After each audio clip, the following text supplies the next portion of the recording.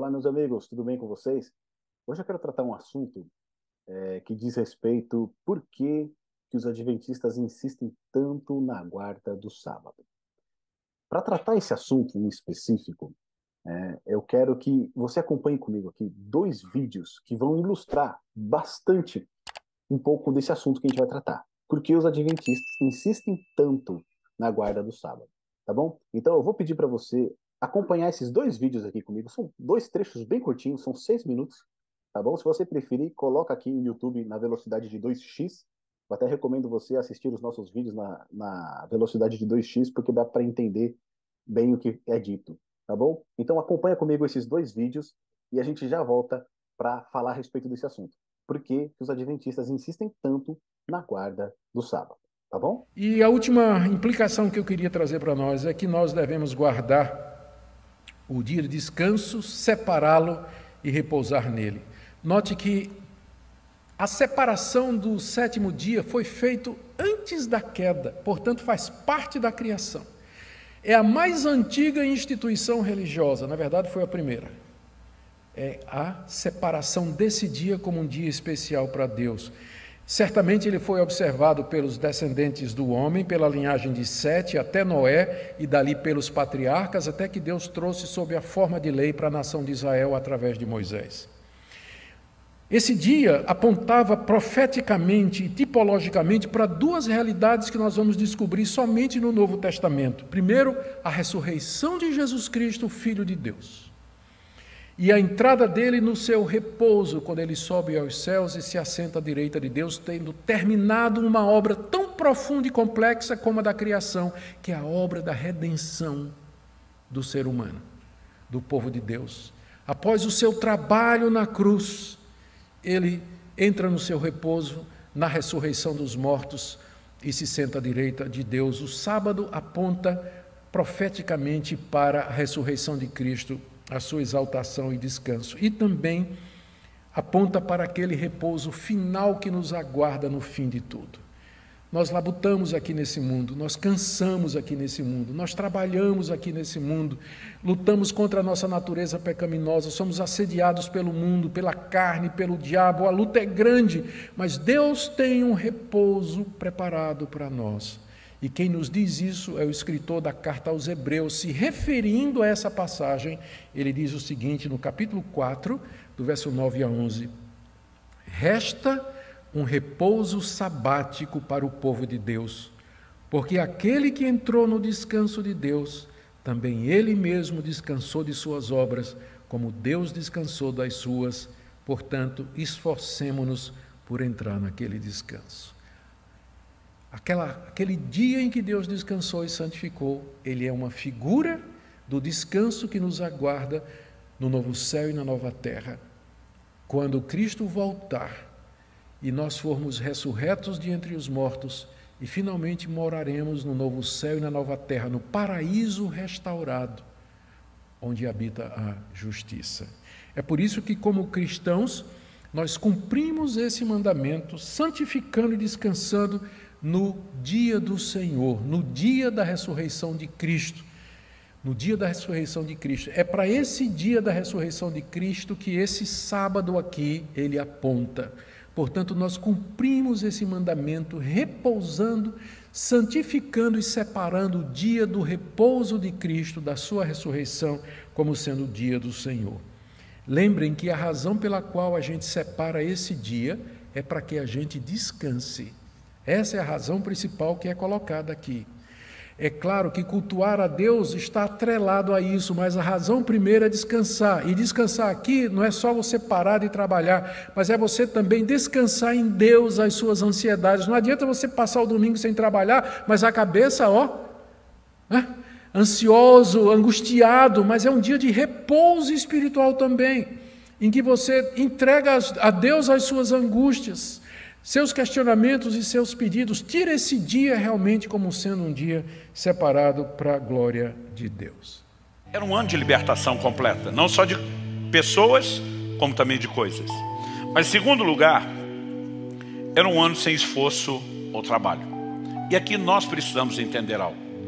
Quando você vem para o Antigo Testamento, mesmo antes da lei de Moisés, Você percebe já na criação que durante 6 dias, não vou gastar tempo discutindo isso aqui, mas não consigo de forma alguma dizer que esses dias são dias de 24 horas. Nos primeiros 3 dias não existe sol e lua, não existe ciclo de 24 horas, vão ser criados a partir do 4º. A palavra ali traduzida dia é período de tempo. Mas depois dos 6 dias da criação, o 7º Deus descansou.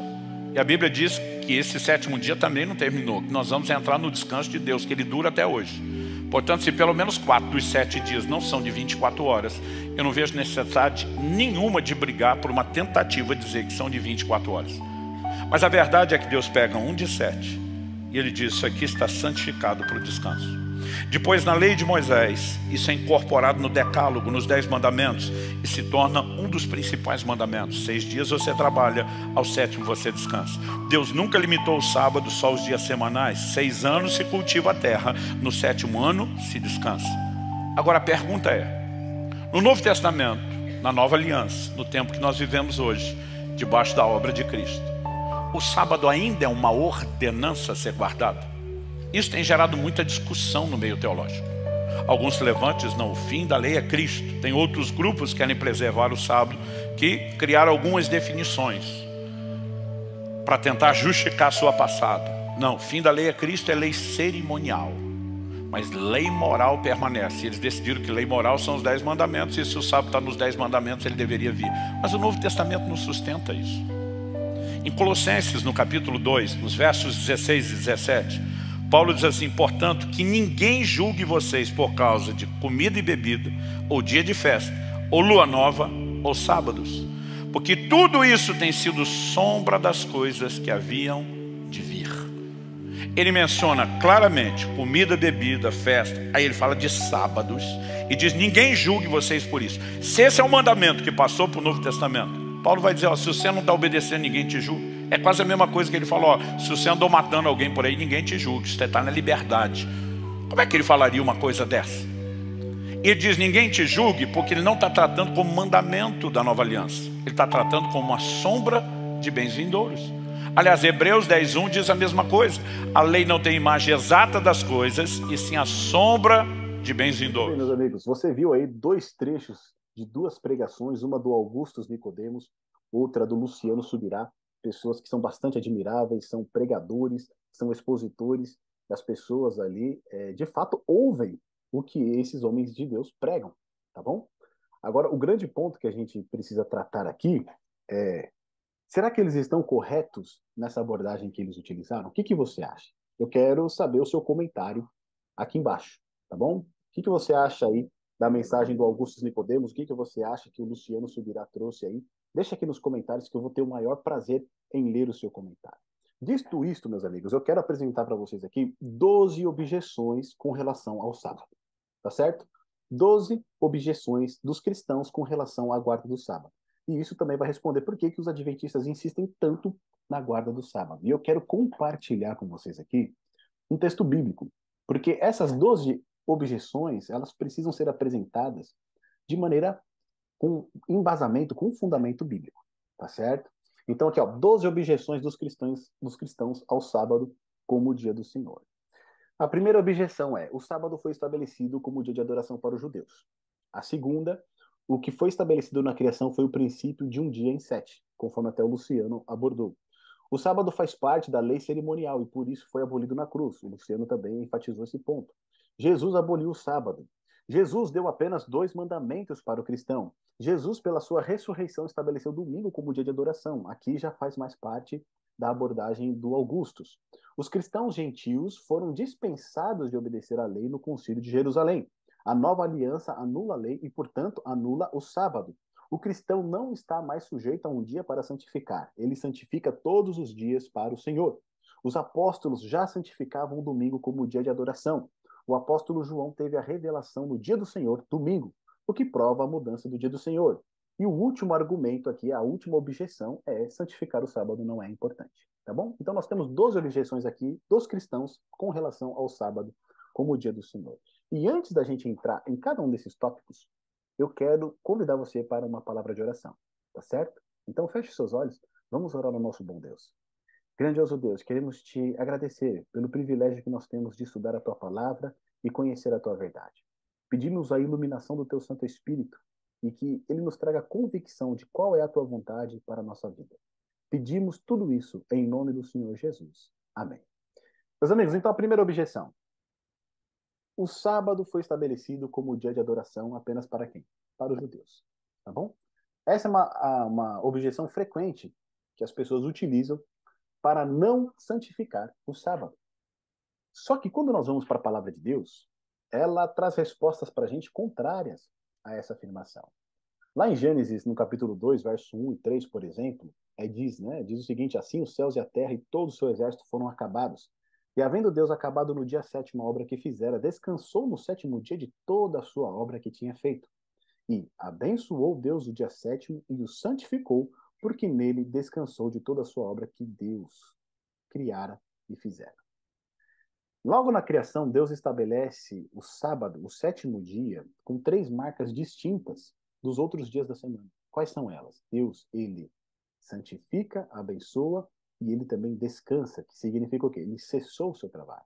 No momento da criação, não existia ainda o povo judeu, tá certo? O povo judeu vai existir lá depois do exílio babilônico, tá certo? Quando resta apenas o reino de Judá, e aí eles vão se tornar conhecidos como judeus, tá bom? Antes até mesmo eles eram conhecidos como israelitas, como hebreus, e na criação você não tem nenhuma distinção de povo. Portanto, quando o sábado ele é estabelecido como o sétimo dia, ele recebe 3 marcas distintas de Deus: a sua bênção, a sua santidade e o descanso, o cessar do trabalho.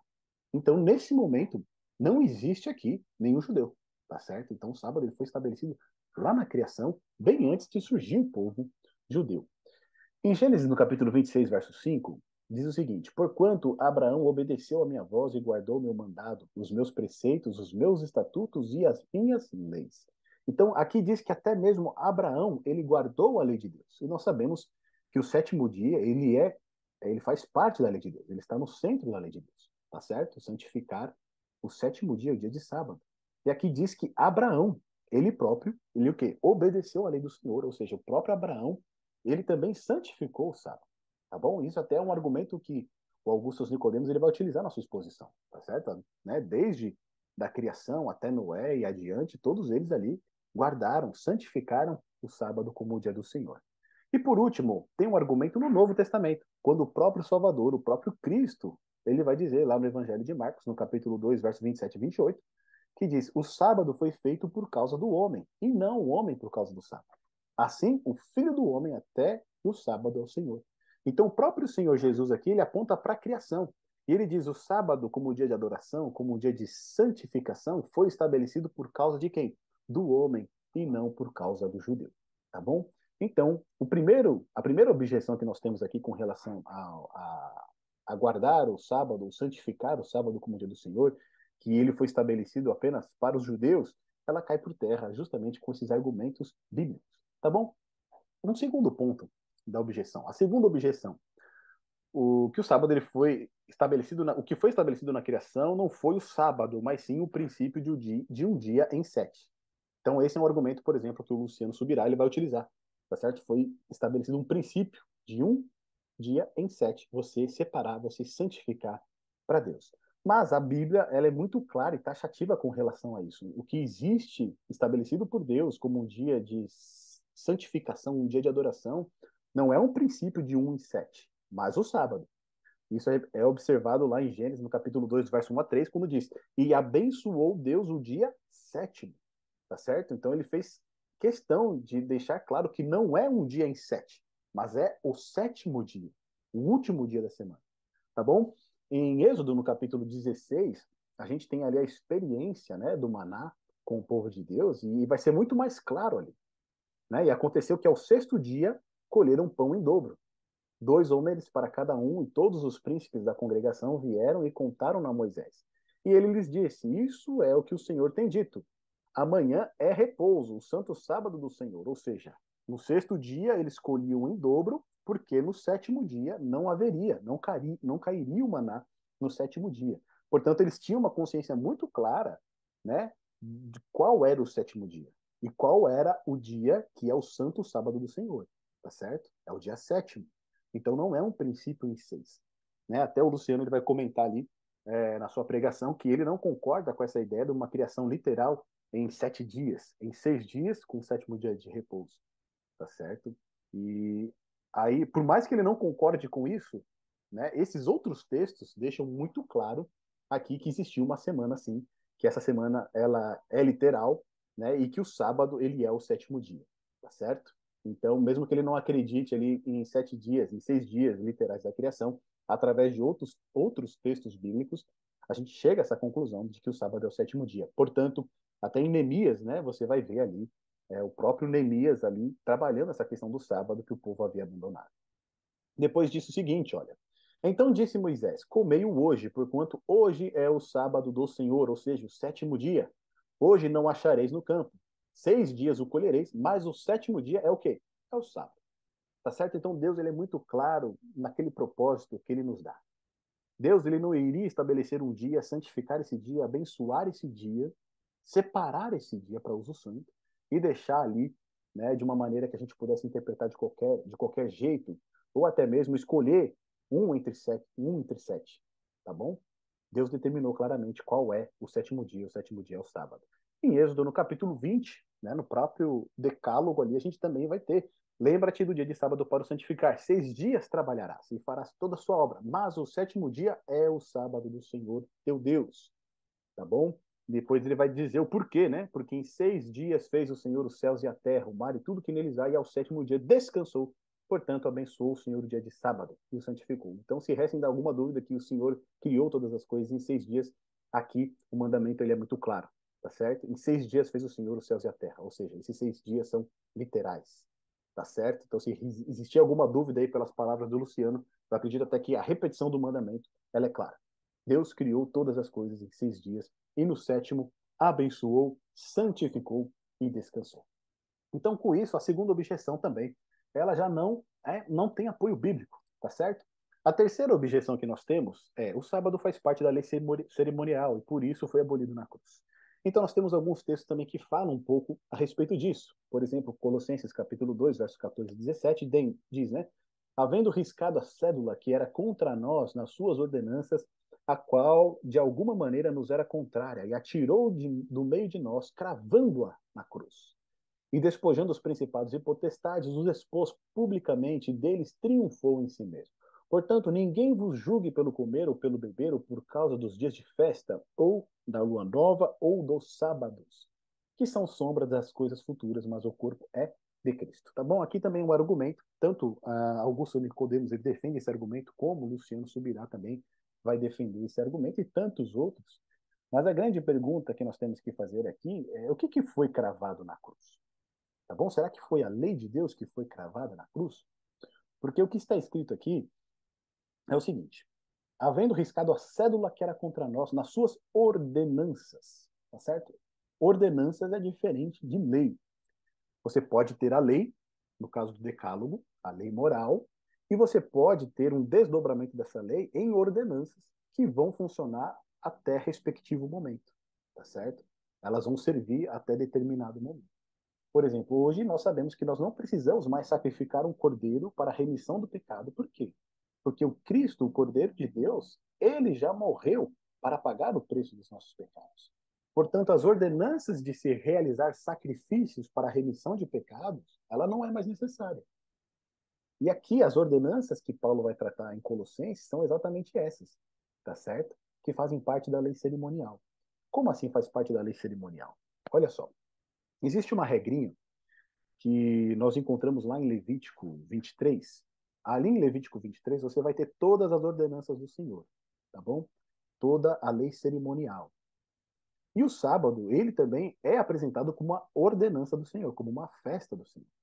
Então, sempre quando a Bíblia ela vai trazer para a gente dias de festa, lua nova e sábados, essa combinação de dias de festa, lua nova ou sábado, representa o quê? Representam todas essas festas cerimoniais. A Páscoa, né, os tabernáculos, Pentecostes, ou seja, todas essas cerimônias que apontavam para quem? Para Cristo. Uma vez que Cristo veio, todas essas festas, elas eram o quê? Sombras tá certo? Daquilo que Cristo iria fazer. Uma vez que Cristo vem e realiza aqui o seu sacrifício, a sua entrega, o seu resgate pela raça humana caída, essas sombras elas encontram a realidade. Então agora elas não são mais necessárias. Então todas aquelas festas que eram realizadas eram sombras cerimoniais daquilo que representa a realidade, que é infinitamente maior, que é Cristo, tá bom? Mas isso não se aplica à lei de Deus. Sabe por que não se aplica à lei de Deus? Porque se a lei de Deus pudesse ser então abolida na cruz ou cravada na cruz, tá certo? Hoje nós não teríamos mais necessidade de observá-la. E isso envolve todos os mandamentos. Ou seja, hoje nós poderíamos continuar adulterando, hoje nós poderíamos continuar mentindo, hoje nós poderíamos continuar cometendo homicídio e estaria tudo certo, porque Cristo cravou a lei na cruz. Percebe como não faz sentido? Então, aqui no nosso canal, a gente tem um vídeo que vai tratar justamente dessa questão das festas dos judeus, tá bom? Que vai responder essas questões que existem tanto em Colossenses quanto em Romanos. Então, eu convido você a assistir esse vídeo depois aqui, para você ter uma compreensão, uma explicação maior dessa combinação de dias de festa, lua nova e sábados, tá certo? Isso não se refere ao sábado do Decálogo, não se refere ao sábado memorial da criação. Em Hebreus capítulo 10, verso 1, de novo vai dizer, ó, ora, visto que a lei tem sombra dos bens vindouros, não a imagem real das coisas, nunca jamais pode tornar perfeito o quê? Os ofertantes com os mesmos sacrifícios que ano após ano perpetuamente eles oferecem. De novo aqui, né? A lei tem sombras de bem vindouros. Que lei é essa? É a lei cerimonial. Jefferson, mas por que a lei cerimonial? Olha o que o próprio texto está dizendo. Está chamando de ofertantes, está falando de sacrifícios. Essas ofertas e sacrifícios eram sombras daquilo que Cristo iria realizar, tá bom? Então não está falando novamente aqui do sábado como o dia do Senhor. O último texto lá em Levítico capítulo 23, verso de 1 a 8, o capítulo todo 23 de Levítico vai tratar dessas festas, tá bom? Depois, se você tiver interesse, você pode olhar com mais calma ali. Mas olha o que o Senhor diz, ó. Fala aos filhos de Israel e diz-lhes, as festas fixas do Senhor que proclamarei serão santas convocações, são estas as minhas festas. E aí a gente vê o sábado como uma dessas festas, ó. 6 dias trabalhareis, mas o sétimo será o sábado do descanso solene, santa convocação, nenhuma obra fareis. É o sábado do Senhor em todas as vossas moradas. Agora, ele faz uma separação entre as outras festas. Olha, são estas as festas fixas do Senhor, as santas convocações que proclamareis no seu tempo determinado. Então, no mês primeiro, no 14, no crepúsculo da tarde, é a Páscoa do Senhor. E aí ele vai mencionar todas as festas, tá bom? O sábado, portanto, ele também fazia parte de uma das festas do Senhor. Mas não somente isso, porque ele havia sido estabelecido aonde? Lá na criação. E faz parte também da lei de Deus, tá bom? Então, até para ficar uma maneira mais clara da gente entender essas questões da lei cerimonial, deste sábado, né? Porque todas essas festas, eles eram sábados também. Por quê? Porque era um dia de descanso solene, tá certo? Então, por isso que elas também são consideradas sábados. Então, quando você tem a festa da Páscoa, é um sábado também, tá bom? E qual que foi o cumprimento dele? Com a morte de Cristo na cruz. Lá em 1 Coríntios, no capítulo 5, versos 7 e 8, você tem essa referência. Você tem a festa dos pães ázimos, tá bom? Esse também era um sábado. Qual que foi o cumprimento dele? No sepultamento de Cristo, lá em João, no capítulo 6, verso 51. Também tem o cumprimento em tirar o pecado, tá certo? Porque era um pão sem fermento. Então, João, no capítulo 1, verso 29, quando vai falar a respeito do Cordeiro de Deus que tira o pecado do mundo. E 1 Coríntios também, capítulo 5, versos 7 e 8. A festa das primícias também era um outro sábado. Sábado por quê? Era um descanso solene. Qual que foi o cumprimento dele? Na ressurreição de Cristo. Tá certo? Em 1 Coríntios, capítulo 15, versos 22 e 23, nós vamos ter lá. A festa dos Pentecostes, ou das semanas, ou da colheita, era outro sábado. Qual que foi o cumprimento? Quando o Espírito Santo foi derramado sobre os discípulos que estavam reunidos ali no cenáculo. Então a gente tem esse cumprimento lá em Atos, no capítulo 2, no verso 1, e depois de 16 a 20. Nós temos também essa profecia, né, em Joel, no capítulo 2, verso 28. Outra festa aqui, outro sábado, qual que era? Das trombetas. Qual que é o cumprimento dela? Na segunda vinda de Cristo, como é relatado lá em Mateus, no capítulo 24, verso 31, tá certo? No clangor de trombeta. Em 1 Tessalonicenses, no capítulo 4, versos 16 e 17, Paulo vai falar também ao soar da trombeta. 1 Coríntios, capítulo 15, versos 51 e 52, também vai fazer essa menção. Festa do dia da expiação, ou dia do perdão, tá certo? Qual que foi o cumprimento aqui? Aqui nesse artigo que a gente trouxe, depois eu quero recomendar vocês a fazerem o curso bíblico do pastor Felipe Moraes, tá certo? Eu recomendo, inclusive, que você acesse o canal do curso bíblico online do pastor Felipe Moraes. Ele instrui bastante ali os crentes na palavra de Deus. Inclusive, essa tabelinha aqui foi retirada do site dele, tá bom? Tem o link aqui embaixo, o curso bíblico online, as 7 festas e o calendário profético de Deus. Depois você confere esse link, acessa o site dele, acessa o canal dele também. Tem um conteúdo bastante proveitoso ali. E aqui no dia da expiação ele vai tratar como uma reunião, tá certo? A interpretação na volta do Senhor Jesus. Aqui eu tenho uma divergência, eu não acredito que o dia da expiação não é a segunda volta do Senhor Jesus, que vai ser a reunião dos crentes, tá bom? Eu tenho uma interpretação diferente. Eu creio que o dia da expiação, ele foi o início do juízo final, que está ocorrendo no santuário celestial. Se você tiver qualquer dúvida com relação a esse assunto também, aqui no nosso site nós temos estudos de Daniel 7, Daniel capítulo 8, capítulo 9, que trata dessa questão, e também no livro de Apocalipse, no capítulo 14, tá bom? Então aqui, o dia da expiação, quando ele fala dessa reunião, né, o que vai ser esse cumprimento, que ainda está adiante, né, eu penso de maneira diferente. Eu acredito que o dia da expiação, ele já se iniciou, tá bom? Depois, o outro sábado aqui, ó, tabernáculos, a festa dos tabernáculos, que ele coloca aqui o cumprimento, que será com a descida da Nova Jerusalém, tá bom? Então, essas festas, esses sábados, a maior parte deles já teve o seu cumprimento em quem? Em Cristo. Essas sombras já tiveram um encontro com a realidade, tá bom? E por conta disso, aqueles textos que a gente vê de ser, né, de Colossenses e de Hebreus, eles se cumprem em Cristo como sábados cerimoniais, não podem ser da lei, porque se forem da lei, a lei está o quê? Anulada, tá bom? E com isso a gente fala a respeito da quarta objeção com relação ao sábado. Jesus aboliu o sábado. Então, isso é um ponto que as pessoas também trabalham bastante. Olha o que esses textos bíblicos dizem para a gente. João capítulo 5, verso de 10 a 12. Geralmente, esse texto é utilizado para falar que Jesus aboliu o sábado. Então os judeus disseram àquele que tinha sido curado: é sábado, não te é lícito levar o leito. Ele respondeu-lhes: aquele que me curou, ele próprio disse: toma o teu leito e anda. Perguntaram-lhe: quem é o homem que te disse: toma o teu leito e anda? Foi o próprio Senhor Jesus Cristo, tá bom? Na continuação desse capítulo, vai dizer o seguinte: e Jesus lhe respondeu: meu pai trabalha até agora e eu trabalho também. Por isso, pois, os judeus ainda mais procuravam matá-lo, porque não só quebrantava o sábado, mas também dizia que Deus era o seu próprio pai, fazendo-se igual a Deus. Então, qual que é o problema que eles colocam aqui? Muitas vezes as pessoas que colocam essa objeção de que Jesus aboliu o sábado.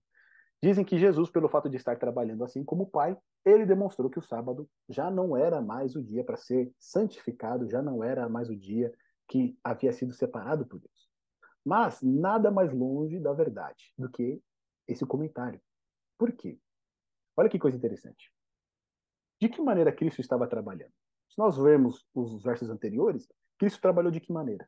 Na restauração daquele homem, na salvação daquele homem, tá certo? O sábado ele tinha se tornado tão deturpado pelos fariseus que você não podia fazer nada no sábado. O sábado ele se tornou um fardo. E Jesus Cristo ele vem justamente para não somente salvar a humanidade, que esse foi, né, o ato principal de Cristo, mas ele também vem para restaurar toda a verdade. E restaurar toda a verdade envolve também a verdade com relação ao dia do Senhor. Como esse dia deve ser observado. Aqui no nosso canal a gente tem um vídeo que explica como que Jesus tratava o sábado, tá certo? E aqui vai ter todos esses embates que ele teve com os fariseus. Eu recomendo você assistir esse vídeo. Então, o fato de Jesus falar que ele trabalha até agora assim como o Pai, não é um trabalho para benefício próprio, mas em benefício dos outros. Cristo ele está realizando um trabalho de salvação, de misericórdia. E esse trabalho tem que ser feito, tá certo? Esse trabalho não pode cessar jamais, em nenhum dia.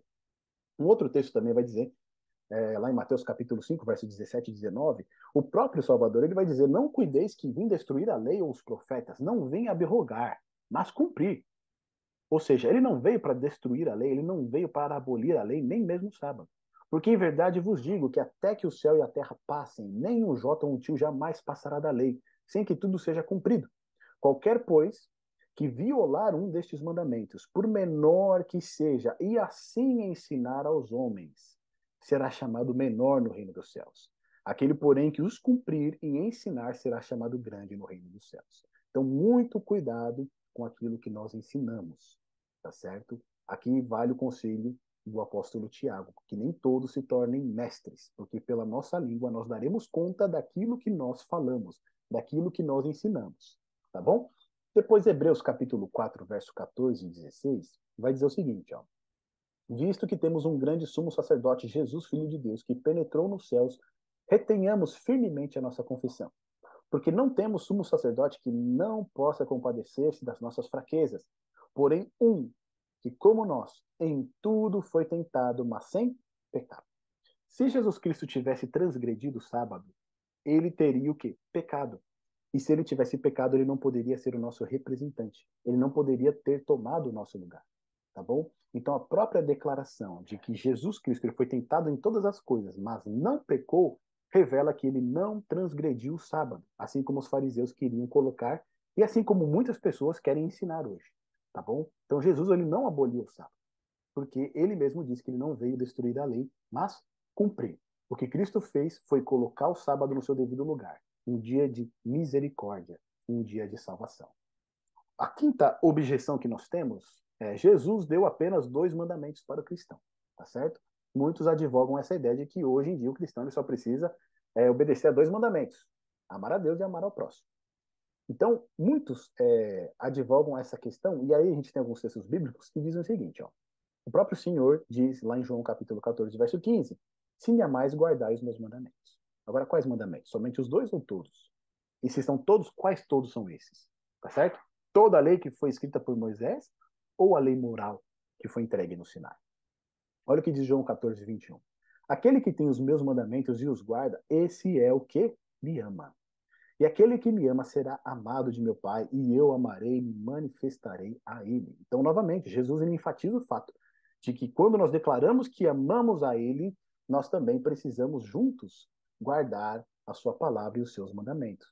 Quando Jesus Cristo ele narra esse texto aqui para os discípulos, o que está envolvido justamente é essa questão de amar o próximo, tá certo? Jesus, um pouco antes, ele vai dizer: um novo mandamento vos dou, que ameis uns aos outros. E ele vai dizer, né, que assim serão reconhecidos como os meus discípulos, se tiver amor uns pelos outros. Então, aqui parece que, né, até essa ideia de que os únicos mandamentos agora que precisam ser obedecidos é o quê? É amar o próximo, é amar um ao outro. Mas olha o que diz lá 1 João, no capítulo 3, verso 22 e 24. E qualquer coisa que lhe pedirmos, dele a receberemos, porque guardamos os seus mandamentos e fazemos o que é agradável à sua vista. E o seu mandamento é este: que creiamos no nome de seu Filho Jesus Cristo e nos amemos uns aos outros, segundo o quê? O seu mandamento. E aquele que guarda os seus mandamentos, nele está e ele nele. E depois vai dizer, né? Ora, e nisto conhecemos que ele está em nós pelo Espírito que nos tem dado. Em Atos capítulo 5, verso 32, diz o seguinte: ora, nós somos testemunhas desses fatos e bem assim o Espírito Santo que Deus outorgou aos que lhe obedecem. Ou seja, o Espírito Santo é dado àqueles que obedecem a Deus, obedecem aos seus mandamentos, tá certo? E a presença do Espírito Santo é a evidência de que, de fato, nós conhecemos que Cristo está em nós, tá bom? E de que outra maneira nós sabemos que Cristo está em nós? Quando nós guardamos os seus mandamentos. Então percebe a conexão de tudo aqui? Quando nós guardamos o mandamento, Cristo está em nós. Quando nós guardamos o mandamento, o Espírito Santo habita em nós. E o Espírito Santo só é dado àqueles que obedecem aos mandamentos de Deus. Então aqui tem toda essa conexão. E muitos dizem que os mandamentos unicamente para o cristão é amar a Deus e amar ao próximo. Tá bom? Muito dessa ideia vem de Mateus capítulo 22, do verso 36 ao 40, que diz o seguinte, ó: mestre, qual é o grande mandamento na lei? Respondeu-lhe Jesus: amarás o Senhor teu Deus de todo o teu coração e de toda a tua alma, e de todo o teu entendimento. Este é o grande e primeiro mandamento. O segundo, semelhante a este, é: amarás o teu próximo como a ti mesmo. Destes 2 mandamentos dependem toda a lei e os profetas. Então, muitos cristãos pegam essas palavras e dizem que agora o cristão ele só precisa amar a Deus e amar ao próximo. Se ele fizer isso, ele está cumprindo a lei. Agora, será que é isso mesmo que Cristo quer dizer nesse último texto que a gente leu? Que o primeiro e grande mandamento é amar a Deus, o segundo mandamento é amar o próximo. Ou seja, se você fizer somente isso, tá tudo certo. Será que é isso mesmo? Porque o que mais parece aqui para nós é que Cristo ele está resumindo o decálogo. Tá certo? Os 4 primeiros mandamentos são com referência a Deus. E os outros 6 mandamentos são com referência ao nosso relacionamento com o próximo. Nesse texto, o que Cristo está fazendo é resumindo o decálogo, tá certo? Em vez de ele falar os 4 primeiros mandamentos, ele fala: amará o teu Deus de todo o teu coração, de toda a tua alma, de todo o teu entendimento. Tá certo? Os 4 mandamentos referentes a Deus. E depois ele fala: o segundo mandamento é qual? Amarás o teu próximo como a ti mesmo. Ou seja, os outros 6 mandamentos que têm relação com o nosso semelhante, você deve fazer aquilo que Deus está pedindo.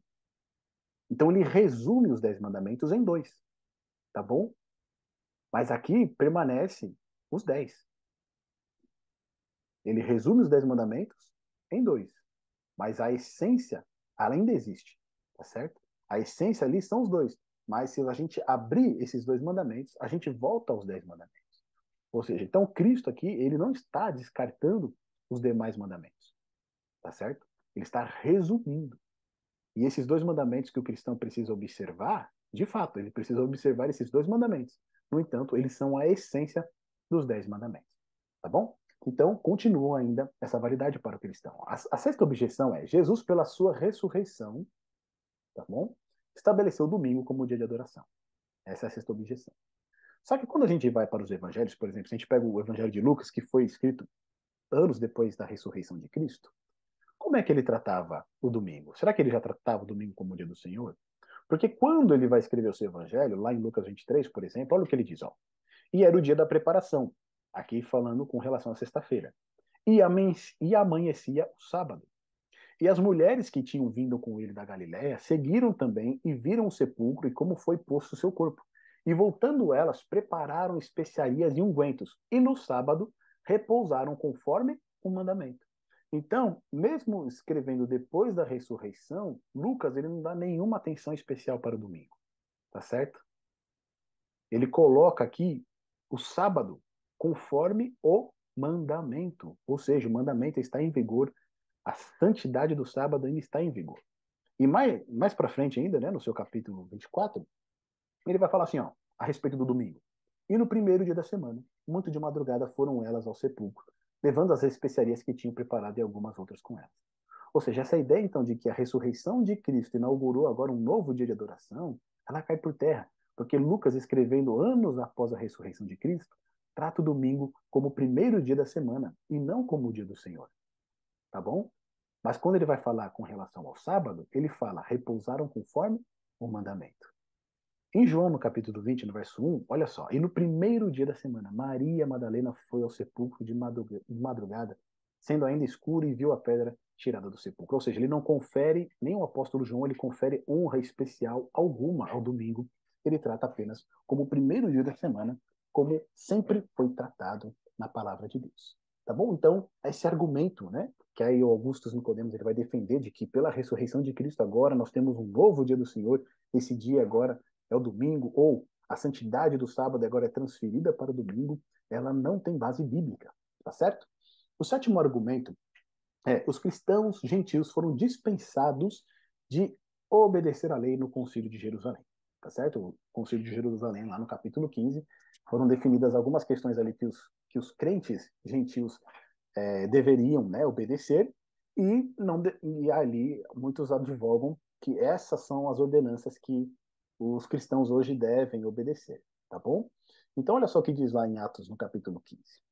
Então, alguns que tinham descido da Judéia ensinavam assim os irmãos: se não vos circuncidardes conforme o uso de Moisés, não podeis salvar-vos. Então, qual que é o argumento que eles estão trazendo aqui? Que os cristãos gentios eles tinham que o quê? Ser circuncidados conforme a lei de Moisés, tá bom? Conforme o povo judeu, conforme a lei cerimonial, tá certo? Na continuação do verso vai dizer o seguinte, ó: alguns, porém, da seita dos fariseus que tinha crido, ou seja, fariseus que se converteram, se levantaram dizendo que era mister, era necessário circuncidá-los e mandar-lhes que guardassem a lei de Moisés. Então, de novo, eles estão pedindo para guardar a lei de Moisés ou a lei de Deus, tá certo? A lei cerimonial ou a lei moral. A gente percebe claramente que o que eles querem impor para os gentios é o quê? A lei cerimonial, tá certo? Não está falando de sábado, está falando do quê? Circuncisão, né? Das questões ali, das comidas, etc., das maneiras de se vestir, toda a parte cerimonial. Agora, na continuação, ó, Pedro vai se levantar e vai dizer, ó: agora, pois, por que tentais a Deus pondo sobre a cerviz dos discípulos um jugo que nem nossos pais e nem nós podemos suportar. Então, o próprio Pedro diz aqui que aquelas ordenanças que nós vimos lá em Colossenses, tá certo? De fato, era o quê? Era um fardo para eles, era um jugo para eles, porque nem mesmo eles conseguiam suportar. E por que agora impor isso para os gentios? Mas cremos que seremos salvos pela graça do Senhor Jesus Cristo, como eles também. Ou seja, nós somos salvos unicamente pela fé no Senhor Jesus. Tá certo? Não é a lei que salva, não é o sábado que salva. É unicamente Cristo. Depois, na continuação, então, a decisão de Tiago é qual? Por isso julgo que não se deve perturbar aqueles dentre os gentios que se convertem a Deus, mas escrever-lhes que se abstenham o quê? Das contaminações dos ídolos, da fornicação e do que é sufocado do sangue. Tá bom? Então, essas são as 3 ordenanças que são dadas para os gentios. Isso aqui, muitos cristãos falam que agora a gente só tem que obedecer isso. O restante está liberado, tá bom? Mas essas 3 recomendações que são dadas aos gentios, elas estão ligadas diretamente à lei cerimonial. Lembra lá das leis dietéticas, de não comer carne com sangue, de todas as questões, né, da fornicação, dos ídolos de idolatria, por mais que ainda exista no decálogo a questão de não adorar outros deuses, né? Na lei cerimonial você vai ter menções muito mais claras com relação a isso. Então, eles falam, eles não precisam fazer a circuncisão, eles não precisam entrar, né, comemorar as festas que nós temos, eles não precisam continuar nessas celebrações. Peça apenas o quê? Que eles se abstenham dessas questões, tá bom? Para não escandalizar os outros irmãos que são da mesma fé. Então, aqui, de novo, a gente vê que não tem nenhuma relação com o sábado, nenhuma relação com a lei de Deus. Tá bom? A 8ª objeção aqui diz o seguinte: a nova aliança anula a lei e, portanto, anula também o sábado. Muitos dizem que nós estamos agora debaixo da graça, e debaixo da graça não há lei agora para nós. Isso também volta de novo, né? Aquele texto de Colossenses, capítulo 2, que nós já lemos anteriormente, né? Havendo riscado a cédula que era contra nós nas suas ordenanças. Não fala de lei, mas diz ordenanças, ordenanças cerimoniais, a qual de alguma maneira nos era contrária e atirou do meio de nós, cravando-a na cruz. Cristo não poderia ter cravado a lei na cruz, porque se Cristo tivesse cravado a lei na cruz, tudo hoje seria permitido, tá bom? Se você quisesse adulterar, você poderia adulterar sem nenhum problema. Agora, a grande questão é que quando as pessoas querem utilizar esse texto, o único problema que eles têm com a relação à lei é o mandamento do sábado. Os demais outros mandamentos, eles não têm nenhum problema com ele, tá bom? Eles vão falar que continua em vigor. Até mesmo eles vão usar o argumento de que a lei que foi repetida no Novo Testamento, ela permanece em vigor. E como o sábado não é repetido no Novo Testamento, ele caiu, tá certo? Mas como o sábado não é repetido no Novo Testamento, se o próprio Senhor Jesus diz que ele é o Senhor do sábado, tá bom? E a gente vai ver os próprios apóstolos também, por todo o livro de Atos, guardando, santificando o sábado como o dia do Senhor.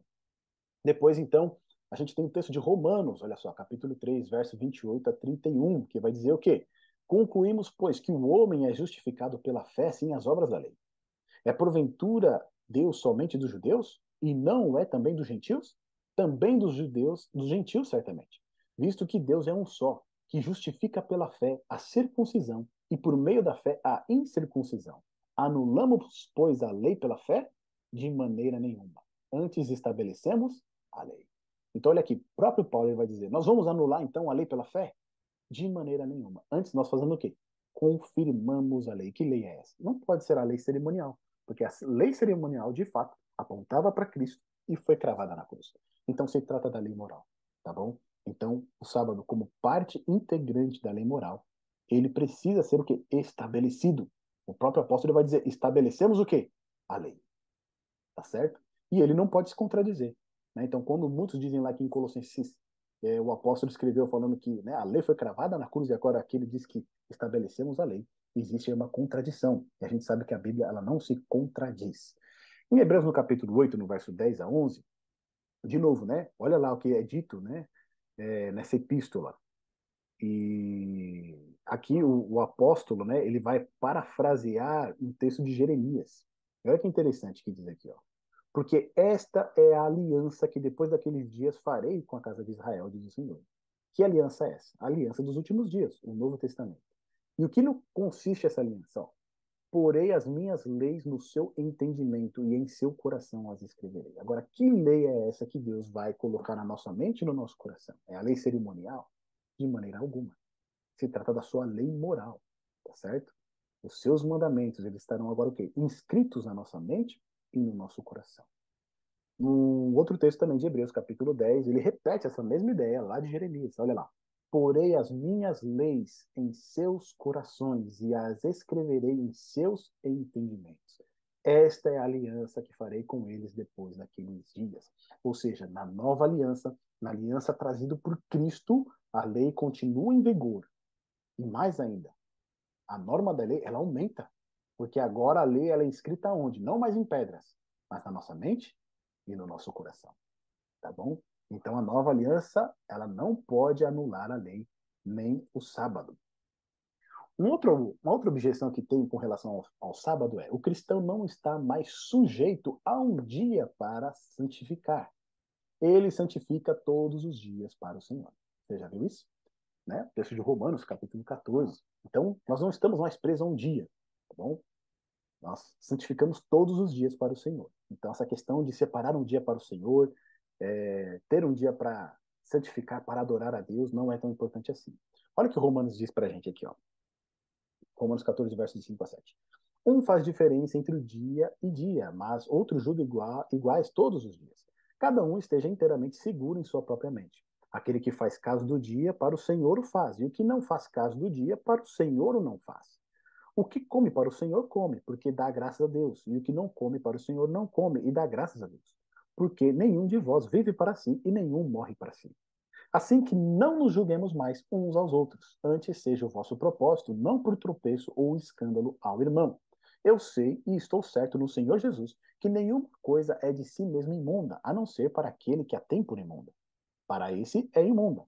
Mas se por causa da comida se contrista teu irmão, já não andas conforme o amor. Não destruas por causa da tua comida aquele por quem Cristo morreu. E agora a pergunta que eu faço aqui: será que Paulo aqui está falando do sábado do Senhor? Ou será que ele está falando dos sábados de festas? Sabe por que eu faço essa pergunta? Porque esse texto aqui de Romanos, ele tem muito mais relação com comida do que com sábado, do que dia do Senhor, tá certo? E se você for olhar esse texto, ali a preocupação maior de Paulo, qual que era? Você que servir de pedra de tropeço para o seu irmão, pelos seus hábitos, pelas suas práticas, tá certo? Por isso que ele vai falar: assim que não nos julguemos mais uns aos outros, seja o vosso propósito não por tropeço ou escândalo ao irmão.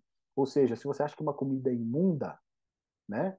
Se você não acha que uma comida é imunda e o seu irmão acha, deixe de comer por causa do seu irmão, tá certo? Se você celebra determinado dia para festa, mas o seu irmão não celebra, então deixe de celebrar esse dia de festa por conta do seu irmão, tá bom?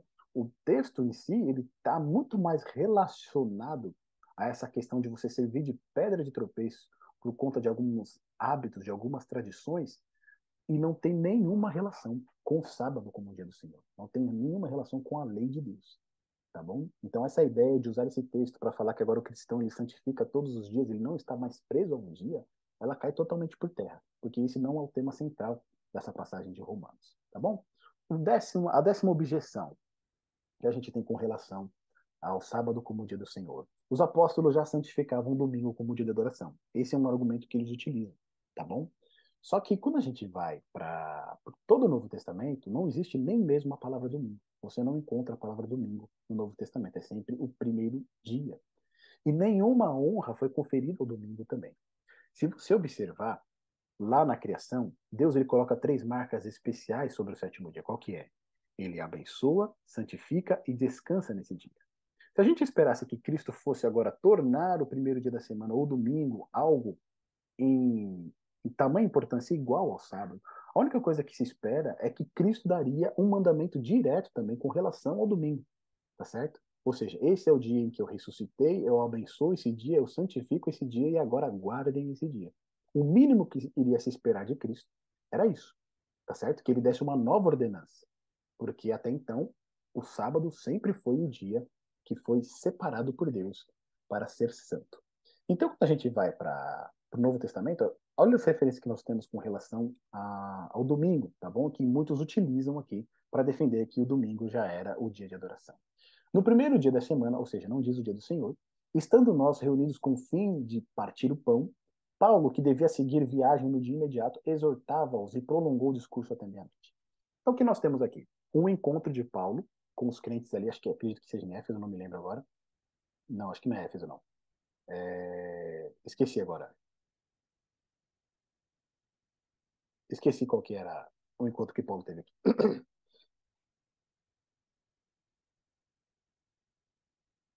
Então, o que que nós temos aqui? Um encontro de Paulo, tá certo? Com um grupo de crentes na noite de sábado.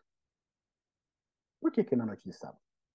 Porque se você olhar a contagem de tempo com a mente hebraica, o dia ele começa na parte escura, tá certo? É uma parte escura e uma parte clara. Assim como a gente vê lá em Gênesis, né? Tarde e manhã, primeiro dia. Então, o dia na mentalidade hebraica, ela é contada da parte escura junto com a parte seguida de uma parte clara. Quando diz aqui que no primeiro dia da semana eles estavam reunidos com o fim de partir o pão e que Paulo devia seguir viagem no dia seguinte, exortava-os, prolongou o discurso até a meia-noite. Se eles estavam reunidos no primeiro dia e Paulo, né, conversando ali com eles, exortou eles até a meia-noite, esse primeiro dia não é o domingo, mas sim a noite de sábado, tá certo? É a noite de sábado. E se é a noite de sábado e Paulo prolongou até a meia-noite e seguiu viagem no dia seguinte, significa então que ele iria seguir viagem no domingo, se assim fosse, tá certo? Ele seguiria a viagem no domingo e não santificaria esse dia, não teria separado esse dia para adoração. Ou seja, Paulo iria passar o domingo viajando, tá bom? E não santificando. Então, essa ideia aqui, que o primeiro dia da semana estando nós reunidos com o fim de partir o pão, né? Até muitos querem colocar aqui a ideia de que a ceia do Senhor estava sendo realizada ali, ela não tem fundamento bíblico. Por quê? Já explicamos. O primeiro dia que se refere aqui é a noite de sábado, e no dia seguinte Paulo viajou. Então, Paulo não santificou o domingo, ele não separou o domingo para uso santo, para adoração, pelo contrário, ele viajou nesse dia. Só que essa ideia de partir o pão, né, no domingo à noite, e ali seria a ceia do Senhor, se a gente olhar, por exemplo, o texto de Atos, capítulo 2, versos 42 e 46, a gente vai ver que eles partilham o pão sempre, tá certo? Olha o que diz lá. Ó. E perseveravam na doutrina dos apóstolos e na comunhão, no partir do pão e nas orações. Diariamente perseveravam unânimes no templo, partiam o pão de casa em casa. Ou seja, diariamente, todos os dias eles estavam o quê? Partindo o pão. Então, essa ideia de que partir o pão ali em Atos 20, verso 7, seria a Santa Ceia, ela estaria sendo celebrada num domingo como o dia do Senhor, não tem fundamento bíblico, tá bom? Um outro texto que muitos utilizam é o de 1 Coríntios 16, verso 2, onde o apóstolo ele vai dizer: no primeiro dia da semana, cada um de vós ponha de parte em casa, conforme a sua prosperidade, e vá juntando para que se não façam coletas quando eu for. E aqui muitos estabelecem, olha lá, né? Já estavam tendo culto no dia do Senhor e estavam inclusive recolhendo ali as ofertas para o Senhor. Só que, olha que coisa interessante. Paulo ele diz o seguinte, ó, no primeiro dia da semana, cada um de vós ponha de parte o quê? Em casa, não na igreja. Ou seja, eles não estavam aí na comunhão, numa reunião de adoração. O que Paulo está dizendo é uma instrução simples para eles. Olha, no primeiro dia da semana, vocês separem o valor de vocês, tá certo? Separem o dinheiro de vocês, para que quando eu for, tá certo? Não tenha que sair por aí arrecadando o valor de cada um. E aqui é um ponto interessante, que assim, na antiguidade, eles recebiam por semana, tá certo? Tinha o salário que você recebia no dia e também tinha o pagamento que era feito na semana. Então, pagamento feito na semana, ele iria receber quando? No último dia, último, vamos dizer assim, né? Sexta-feira, tá certo? Ele ia receber ali o seu pagamento. No sábado, como ele não ia ficar se preocupando, né, em fazer a conta do dinheiro, quanto que ele recebeu, separar a oferta, separar dízimo para devolver, o que que Paulo então instrui? Faça isso no primeiro dia da semana. Ou seja, passou o sábado, no primeiro dia da semana, então, você vai pegar, vai recolher esse valor, vai juntar esse valor, e aí quando eu for, né, já vai estar tudo pronto para que eu não tenha que sair por aí fazendo a coleta. Tá bom? Então, de novo aqui, né? Primeiro dia da semana, cada um de vós ponha de parte em casa, ou seja, eles nem estavam nem congregando juntos. Então, As pessoas que utilizam esses textos para falar que a igreja já estava reunida no domingo para celebrar a ceia do Senhor, para estar ali adorando a Deus, não tem fundamento bíblico nenhum, porque o próprio texto já diz o contrário. Tá certo, meus amigos? Então aqui, ó, penúltima objeção com relação à objeção dos cristãos ao sábado como dia do Senhor.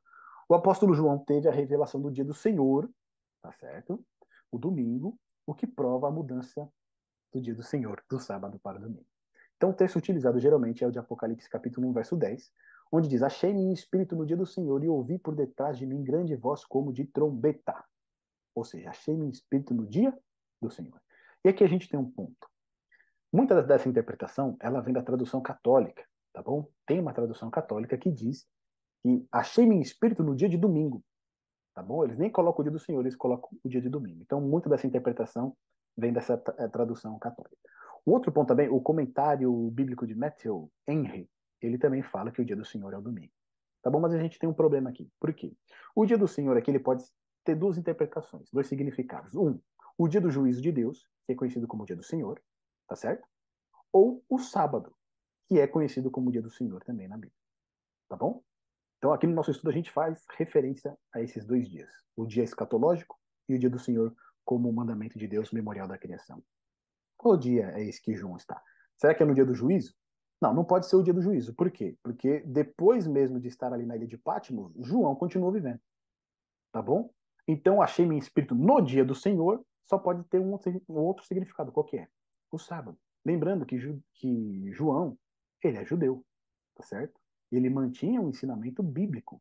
A Bíblia de João, naquele tempo, ainda era o quê? O Antigo Testamento. Tá certo? Então, quando João vai falar que no dia do Senhor, sendo judeu, guardando a palavra de Deus, guardando os mandamentos de Deus, que dia é esse? É o sábado, tá bom? E como que a gente pode, né, ter certeza a respeito disso? Porque o livro de Apocalipse, ele foi escrito primeiro do que o livro de João. O evangelho de João foi escrito depois, foi escrito por último. E aí, qual que é a grande questão aqui? Lá em Apocalipse, João vai chamar o sábado do dia do Senhor. E sabe por que não é domingo?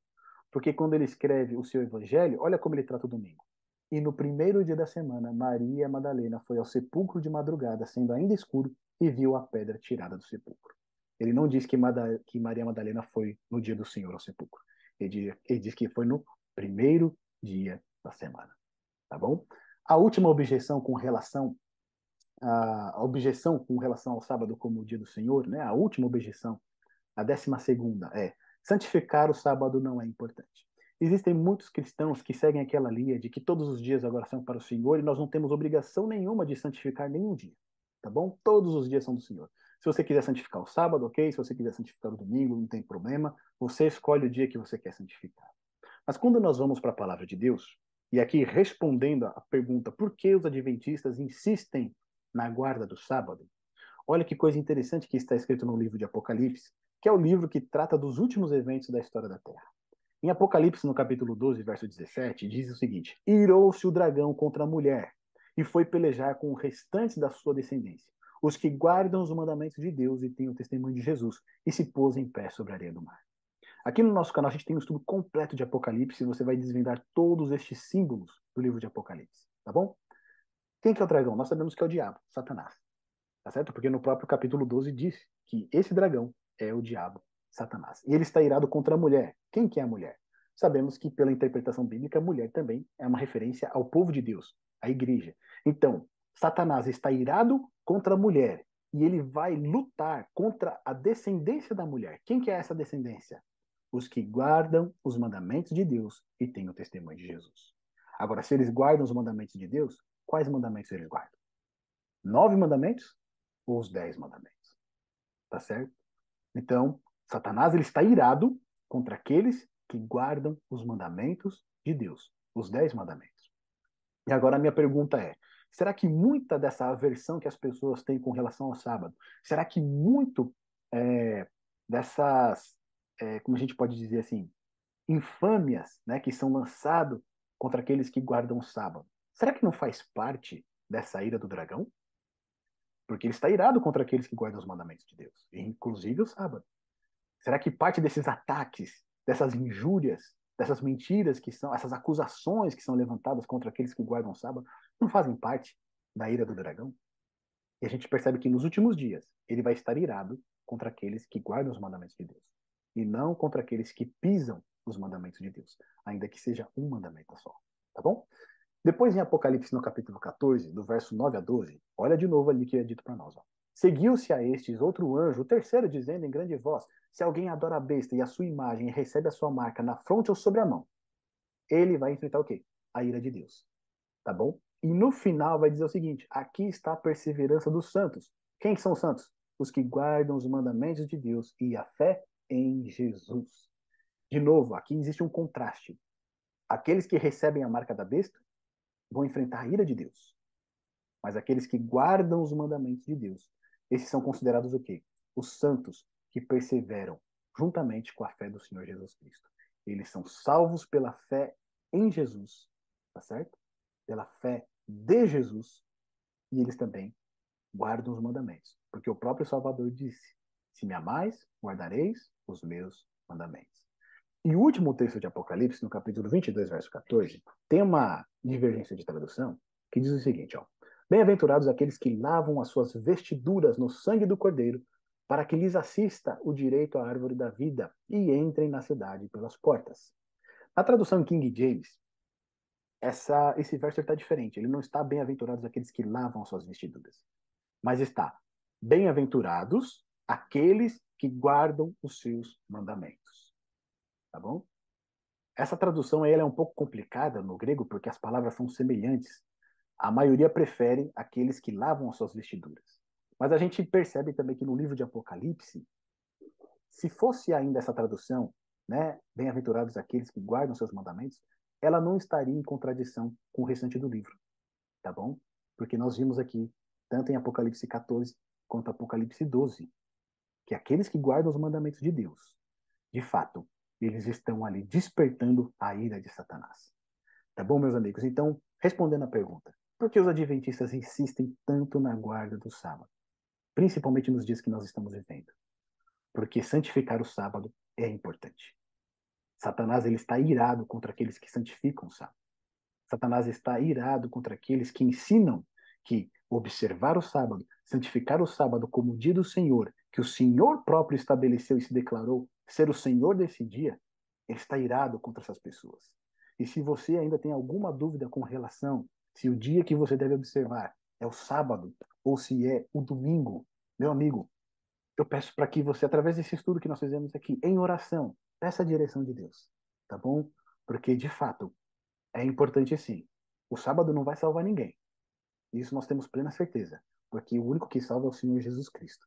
Mas nós vimos aqui que aqueles nos últimos dias que estão ao lado do Senhor Jesus, eles guardam todos os seus mandamentos. Eu peço que você assista aqui no nosso canal. Nós temos uma série de estudo com 5 estudos sobre o dia do Senhor, tá bom? Aqui a gente abrange no detalhe a questão do sábado como o sétimo dia estabelecido por Deus na criação até o fim dos séculos, até a volta de Jesus. Ou seja, nós cobrimos a questão da importância do mandamento do sábado, do dia de santidade do sábado, desde a criação por toda a história, tá certo? E eu quero convidar você a assistir essa série de estudos. Se você ainda tem qualquer dúvida, eu peço que em espírito de oração, assim como você acompanhou esse estudo, você também assista essa nossa série, tá bom? Mais adiante, eu vou gravar um vídeo para você que é cristão. Você que é cristão, tá bom? Você que é cristão, que ama a Cristo, que ama a palavra de Deus. Eu vou gravar um vídeo com as objeções com relação ao domingo como o dia do Senhor. E por que você, como cristão, não deve santificar o domingo, tá bom? Então, aguarde esse vídeo. Eu tenho certeza que vai ser de grande entendimento para você e eu espero contar também com o seu acesso, com a sua visualização. Tá bom, meus amigos? Então, ó, deixe o seu like aqui nesse vídeo, deixe o seu comentário, eu quero ler o seu comentário. Se inscreva no nosso canal para fazer esse canal crescer, para que mais pessoas conheçam esses estudos que nós temos aqui e compartilhe esse estudo, esse vídeo aqui, com seus amigos que têm interesse, com seus amigos que ainda têm dúvidas, tá bom? Nós queremos aqui espalhar essa mensagem. Que Deus te abençoe, que Deus te ilumine, que o Santo Espírito de Deus te guie em toda a verdade e que você abra o seu coração para a palavra de Deus. Um grande abraço, fiquem com Deus.